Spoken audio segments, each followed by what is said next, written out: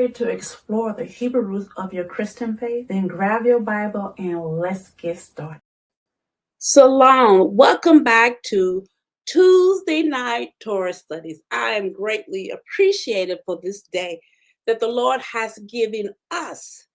Again, a day of doing the work of the kingdom. I'm always thankful and I praise Yehovah for each moment that He gives me. And of course, those who to join me, I greatly appreciate you. Now, we are on episode number 10 for the book of Leviticus, and we are in chapter 9. Now, chapter 9, this is significant. Just like any other chapter, it's not, you can't judge which chapter is better than another because it all connects. But this chapter makes another moment in Israel history. This is the beginning of the priestly ministry for the kingdom of Israel. After 7 days of consecration, Aaron and his sons step into their role as priests in this chapter. They're offering sacrifices according to Yehovah's instructions. Now, this chapter highlights the importance of obedience. This is what the priests need to understand. Obedience, atonement, and his divine presence. As the sacrifices are made, Yehovah responds with holy fire, consuming the offerings, revealing his glory to his people. This powerful event reminds us of our heart, worship, relationship, obedience. All of that is to be happening in Yehovah's presence. And his presence also will be revealed to us for those who seek him with a pure heart. Welcome to Reconcile the Kingdom. We're working towards growing in harmony of the whole word of truth. My name is Patrice Robinson. I greatly appreciate every last one of you who's able to join me live. And of course, those who will be joining me on the replay. Now, on Saturday, I had a whole family issue that went on Saturday, so I did not get a chance to be live on Saturday. What I did was had episode 14 and 15. Hopefully I put it in the right order of what Yeshua taught. And the number one reason why I did that is because we will be going to what Yeshua taught season 5 after we complete the book of Acts. So this is an overview of the ending of season 4, getting prepared for season 5. Hopefully you got a chance to watch that, take notes, ask questions and things like that as a way to prepare us on for the next season. Now, in the meanwhile, I want to take a moment out and thank all returning subscribers. I appreciate you for making comments, share the links, and giving me a thumbs up as a way to help grow the ministry to reach the nations about biblical doctrine. Of course, understanding the difference between man and what is written. And I also want to take a time out to welcome all new subscribers. Welcome to the family. Thank you for allowing me to be before you, joining us on this journey. And I greatly appreciate you. And I'm asking you to do the same thing for return subscribers. There's some people who watch, like some of the visitors, who is not subscribed, and they probably forgot to even hit the subscribe button. Maybe you don't even realize that you are subscribed, that you're not subscribed. So hit that subscribe button. Let me know with a purple heart. I'm sorry. Let me know that you join me live, or that what city, what state, what country you're from. All the information is important to me to see where the word is going out to. So visitors, I'm encouraging you, if you have not hit the subscribe button, hit the subscribe button, because here on this channel, we encourage you to join a family that does not mind searching the scriptures, a family that does not mind challenging religious system teachings that we have been under for thousands of years, a family that is committed themselves to a lifetime study of the Bible and ready to explore the Hebrews of your Christian faith. Not afraid, but ready to do that. And it's easy to join this family. All you have to do is hit that subscribe button. Don't forget the bell, because the bell lets you know when I'm live, any announcements or any updates like what happened on Saturday. That, when we're live, that you can also be notified for other reasons too. Now, I encourage you to take your time to know what you're getting into. This is why we have all these different steps, level 1 for Torah studies and things like that, just to get familiar so you can kind of understand that. And I can understand that you want to be careful who is teaching you what information that you're receiving. This is why it's important that we stick with what is written. Now, I do want to remind you that at the end of this teaching, you have the opportunity to ask questions. And I don't mind you asking questions, even if you don't agree and you want to make a comment. I encourage those comments because you could be helping someone else. Someone else might have that question. Some of us are shy. Some of us don't want to speak. Some of us think we have the answer and we walk away. And that was an issue Yeshua taught us not to do, but think about things and see what questions that we need to ask for ourselves. So I encourage you to do that. Now, we do have the biblical new month, the biblical new year that's coming up soon. This is the reason why I'm encouraging you to follow me on Instagram, because that's what Instagram is mainly about. It's about the calendar of Yehovah. Make sure that we ground it into the word and keep the feast of Yehovah the best way that we can, although we're in exile, that we're not in the land of Israel according to what is written. So follow me on Instagram, of course, on Facebook, Pinterest, Spotify, and YouTube podcasts. And I know I have been having a problem with Spotify for quite a while, unable to upload new stuff. So I have to figure that situation out. And of course, we have the Arcade Biblical Studio and the Etsy that you can buy workbooks, worksheets, and other things to come. Also be on there as ways supporting the ministry. And of course, we have the Cash App. That's the love jar. That's you or giving from your heart. And it is in the description box, just like everything else that we have spoken about. You can find in the description box. Once again, we are in the book of Leviticus. Excuse me, I just need a little water today. We are in the book of Leviticus. This is a really good study because what we're learning more about is the priesthood. Peter explained to you you're a royal priesthood, and then we don't know what that means. Peter and the people of that century, the followers of that century, even those who was grafted in, as you know, that Paul spent years teaching, understood what it means to be a living sacrifice. They understood what it means to be in the priesthood.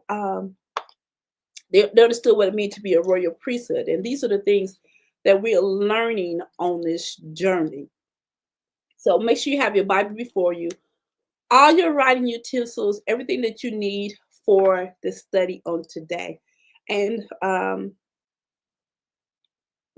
my throat is being really dry today.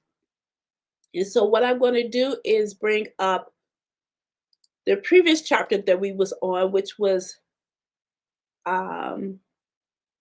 Leviticus chapter 8. And this is what we're going to do the overview. So this entire chapter 8, was the preparation for the priesthood of the kingdom of Israel. Moses began consecrating them. This is what this is about. He started washing Aaron and his sons. Then they got dressed in their priestly garments. Then they began to offer sin offering, burnt offering. Now, it wasn't they. It was Moses offering these offerings. It was Moses who was conducting all this work, including the ordination offering, putting the blood on the right ear, the right hand, the big toe on the right side, and the foot on the right side. And offering a wave offering. So this was Moses doing all of that work. Although Moses is not known as the priest, he did priestly work. I'm going to put mint in my mouth. Maybe that will help my throat a little bit. So Aaron and his sons had to remain, after all the blood, after all the oil and the scents and stuff that was poured up on their head and all those type of things throughout the consecration, they had to remain in the tabernacle for 7 days to complete the ordination. Aaron and his sons fully obeyed that. Stand in the tabernacle for the full 7 days, making their official consecration as priests. 7 days. I had no word study. My cross reference came from Deuteronomy chapter 18:1. And the reason for that, you have to excuse me with this candy in this water. My throat been very dry today. The reason for I brought up Deuteronomy 18:1 is because the tribe of Levi did not have a portion of inheritance like the allotment of land like the rest of them. But their inheritance was the eating of the offerings made by Yehovah was their inheritance. And so this is what we have learned so far about the priesthood of the kingdom of Israel. Now we are a priesthood of the kingdom of heaven, working here on earth, doing the work of Yeshua. Keep that in mind. So my question, are you living as part of Jehovah's royal priesthood, set apart in obedience, holiness, or there's areas in life that still that we need to consecrate to him? And that's a lifetime journey. That's a lifetime journey, but we have to think about these things. This is why my application insight correlates together with that, because we're the called out ones, and we're called out through Yeshua. We set apart to live in obedience, holiness, and devotion to Yehovah. Let us walk in his ways, serve him with our whole hearts, and reflect his light to the world. Now, the recommended reading comes from 1 Corinthians chapter 10. And the reason why it comes from 1 Corinthians chapter 10 is because that chapter is Paul helping them understand the difference between being a partaker of the table of Yehovah and the table of the demons, of false gods.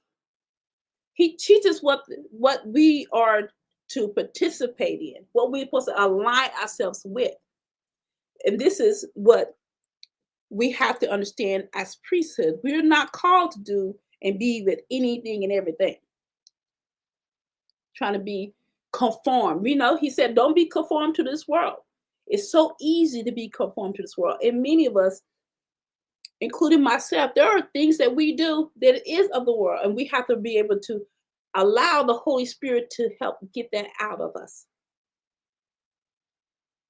Now, I'm going to leave my sheet up for a moment to give you opportunity to ask questions, to give you opportunity to share your key points. Maybe you did some word study, because I didn't share no word study with you. Any cross-reference, application, and things that you want to share, that's available to you. I'm just going to keep it up for a moment, and then we will bring that down. But we're going to go straight to Leviticus chapter 9. Now, it came about on the 8th day that Moses called Aaron and his sons and the elders of Israel. And he said to Aaron, take for yourself a calf, a bull as a sin offering, a ram as a burnt offering, both without defect, and offer them before Yehovah. Then you will speak to the sons of Israel, saying, take a male goat as a sin offering, and a calf and a lamb, both 1 year old without defect, as a burnt offering, and the ox and a ram for a peace offering to sacrifice before Yehovah, and a grain offering mixed with oil. Remember, we learned about all these different offerings. For today, Yehovah will appear to you. So they took what Moses had commanded to the front of the tent of meeting, and the whole congregation came near and stood before Yehovah. And Moses said,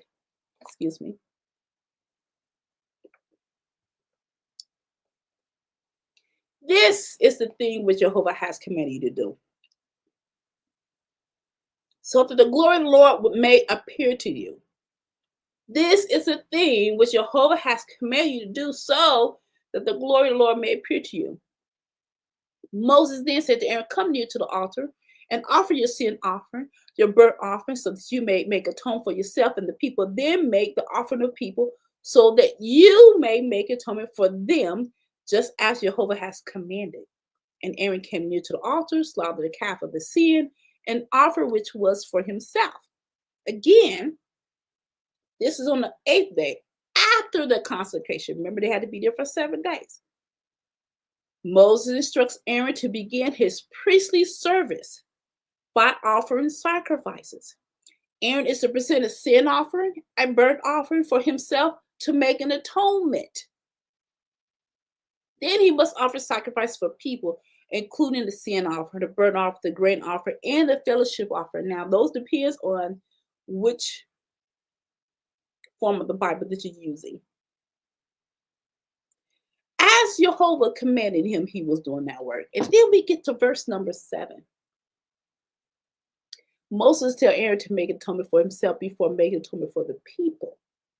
This highlights the need of the priest to be purified before interceding on behalf of others, enforcing the importance of holiness in approaching Yehovah. Now, keep this in mind. I need you to keep this in mind. This was not Aaron's first time offering an offering. Let me say this again, carefully using my words. This is not Aaron's first time offering an offering. So we go all the way back to Exodus chapter 32. Aaron offered a burnt offerings. He offered peace offerings to who? The golden calf. Exodus 32:6. So the next day they got up early and offered burnt offerings, brought peace offerings, and the people sat down to eat and to drink and got up to engage in lewd behavior.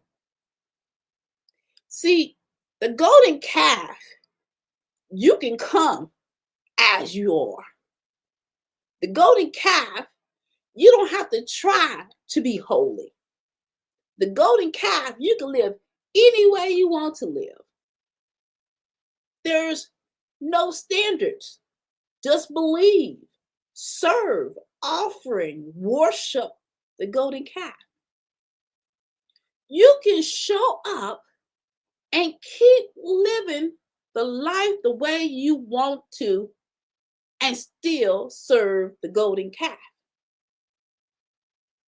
In order for Aaron to do any of the work which he was called to do, he had to be consecrated to do the work of Yehovah. The priest must first be cleansed. This is where we go, repent, for the kingdom of heaven is at hand. Aaron could not intercede for the people until he made atonement for himself. Now, pay attention to this. The golden calf represents an offering that was made to please the people. Jehovah's offering is to be offered out of obedience. So this is where the challenge comes for us. Are we offering our lives to the desires of this world? Or are we fully surrendering our lives to Yehovah? Because true worship, truth, relationship, all that requires obedience, holiness. There has to be a heart that sets you apart for Him. Who are you offering yourself up to today? Verse 9. And Aaron's sons then presented the blood to him, and he dipped his finger in the blood, put some of the blood on the horns of the altar, poured it out the rest of the blood at the base of the altar, the fat and the kidneys and the lobe of the liver, the sin, then offered up smoke in the altar, just as Yehovah commanded Moses. The flesh and the hide, however, he burned with fire outside the camp. Remember, it has to go outside the camp. Then he slaughtered a burnt offering, and Aaron and his sons brought the blood to him, and he sprinkled it around the altar. They brought the burnt offering to him in pieces. With the head, he offered them up in the smoke of the altar. He also washed the entrails and the legs and offered them up in smoke and a burnt offering on the altar. Here we now have Aaron following Moses' instruction and begin offering the offerings, right? And he first presents a sin offering for himself, slaughtering a calf, having his blood applied to the altar as commanded, the fat, the kidneys, the liver, and burnt altar, a burn on the altar, while the flesh and the hide are burned outside the camp as following instructions. Now, Aaron presents a burnt offering, ensuring it is prepared according to Yehovah's instructions. Then he offers the people's sacrifices, slaughtering their sin offering, presenting their burnt offering in the prescribed manner. Obedience is necessary to atone before approaching Yehovah's presence. So these are the things that Aaron had to follow, and Moses taught. The instructions came from Yehovah. Verse 15. Then he presented the people's offering, and he took the goat of the sin offering.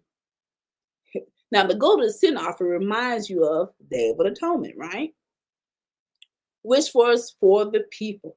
And he slaughtered it, offered it for sin, like the first. He also presented a burnt offering. He offered according to the ordinance.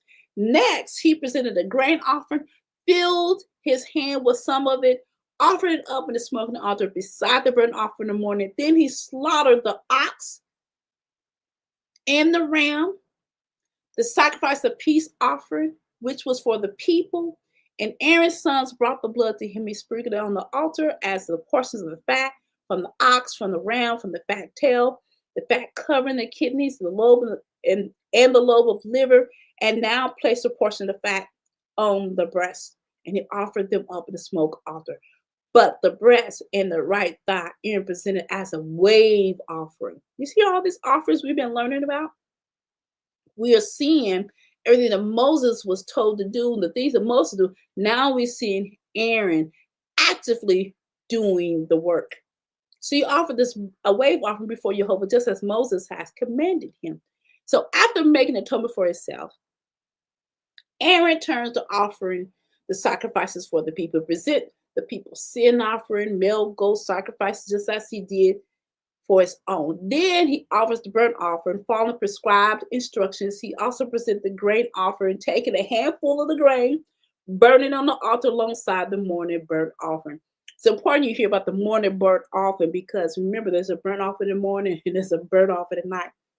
There was an offering all day long. Every day there was offerings going on, but you started with a burnt offering in the morning and you ended the evening with a burnt offering. That, remember, that had to just smother, like simmer through till the morning. Finally, Aaron offers the fellowship offering, sacrifice on the ox and the ram. The fat portion from these offerings are placed on the altar, and the priest follow Yehovah's instructions in handling them. Then this section reinforces the importance of precise obedience. The relationship, the heart of the role of the priest is to be a mediator between Yehovah and his people. And you have to have a right heart, because what we learn later on, heart changes. People change. People become stagnant. People become numb. All these type of things that leads them on the path separated from Yehovah. When he is saying, this is how you come before me, this is how you do things, this is how we build our relationship together. So those things are highly important to understand. Now, if you're getting something out of today's teaching, don't forget to hit that subscribe button. Appreciate, and I thank you for hitting that subscribe button. Take the time out and study with me. We are going through the scriptures of the Bible verse by verse to learn them. What does it mean to be a royal priesthood? What does it mean to do not touch unclean things? What does it mean to be a living sacrifice to Yehovah? These are the things that we're learning. Then Aaron lifted up his hands toward the people and blessed them. And he stepped down after making the sin offering, the burnt offering, and the peace offerings. And Moses and Aaron went into the tent of meeting. When they came out and blessed the people, the glory of Yehovah appeared to all the people. The glory appeared to all the people. Then fire went out from Yehovah and consumed the burnt offering and the portions of the fountain altar. And when all the people saw it, they shouted and fell face downward. So just think about this passage. After Aaron completed the offerings, Aaron lifted his hands and blesses the people. He then steps down from the altar, having fulfilled all the duties at that moment. Moses and Aaron entered the tabernacle. When they came out, they blessed the people again. Suddenly, glory appears, and fire comes from his presence, consuming the offerings on the altar. Seeing this, the people fall face at awe and worship. Now, this is a very pivotal moment. This is dramatic. It's Yehovah has accepted the sacrifices, showing his power, showing his glory, showing his holiness. After receiving all of that, they obeyed. Now, what we need to know the difference between the children of Israel, the kingdom of Israel, versus all the other nations that was around them. There is a difference between Yehovah and the false gods. Yehovah is direct, active.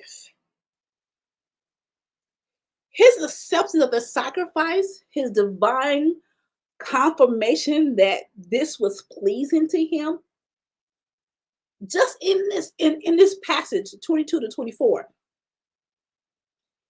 In this here, you see a living God, an active God, unlike the idols.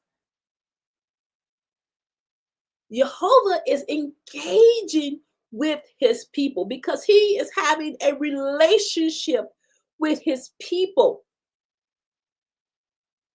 That holiness and that power that they seen, immediately they fell face down and all, recognizing his authority.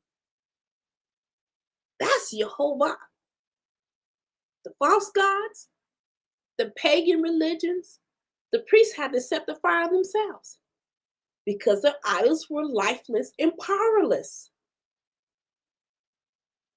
Pagan sacrifices were about pleasing their gods, while Yehovah's sacrifices was about having a relationship, atonement, and holiness. False gods require manipulation, rituals excessively, while Yehovah requires obedience of the purity of the heart. Now, thinking about this passage always take me back to Elijah and Baal or Baal in 1 Kings chapter 18, 24. Just read that entire chapter. If you remember, the prophet Elijah challenges the prophets of Baal or Baal on Mount Carmel. Now, his prophets, Baal's prophets cried out. They cut themselves. They perform all different rituals, but no fire comes down. However, when Elijah prays to Yehovah, fire immediately falls from heaven, consuming the offering, consuming the altar, even the water that surrounded it. The people had to declare that Yehovah is Elohim. He is God. We're serving a living Elohim who responds to our genuineness, our truth that we get from him, obedience, teaching us how to worship him, leaving us with his word, that no man would be unexcusable, unlike false gods of this world, unlike the God of this world, materialistic power, all about adultery. Yehovah does not need to manipulate you.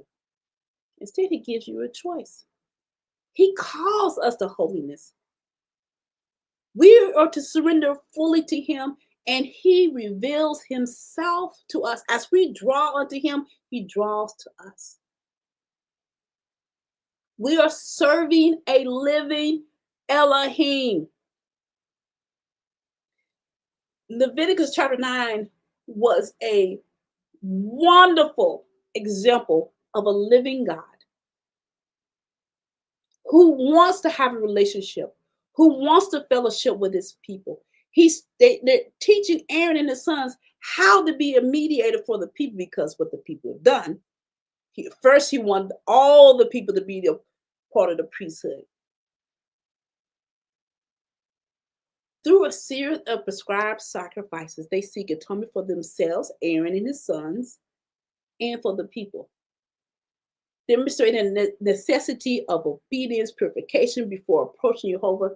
So this chapter ends with that powerful example of Yehovah consuming all the offerings. This chapter enforces principles, atonement, obedience, and the heart of a person that leads to divine encounter. Yeshua is our high priest who has made a perfect atonement for us. Will you surrender fully to him today? Will you seek his presence? Will you walk in his obedience as he showed us how to walk in obedience? Would you let your life be a living sacrifice for the kingdom of heaven, for the glory of Yehovah? These are the questions that I'll leave before you. Now, I don't see any questions or comments that I need to answer. And of course, I'm available, even though you're joining the replay, to answer those questions or anything that you may have for chapter 9 of Leviticus, even the overview that we kind of talked about. Now, I am asking you to join me on Saturday. If the Lord's willing, I will be live again for Acts chapter 26, which we didn't get to cover. And join me next Tuesday for Leviticus chapter 10, where we're going to learn more on what to do and what not to do by these examples of the children of Israel, who's a light to us on what to do and what not to do. Do we pay attention to that? They still can show us what to do and what not to do. As always, man does not live by bread alone, but lives by every word that comes from the mouth of Yehovah. And we know that that word is the Torah. And so I'm praying that you would join me on Saturday at 10 o'clock a.m. And I pray that you are getting prepared, look at my calendar, that you're getting prepared for the Passover and unleavened bread that's coming up soon. So make sure that you join me in Instagram as we continue to count down for that. So I pray that you have the rest of the week, and may Yehovah bless you.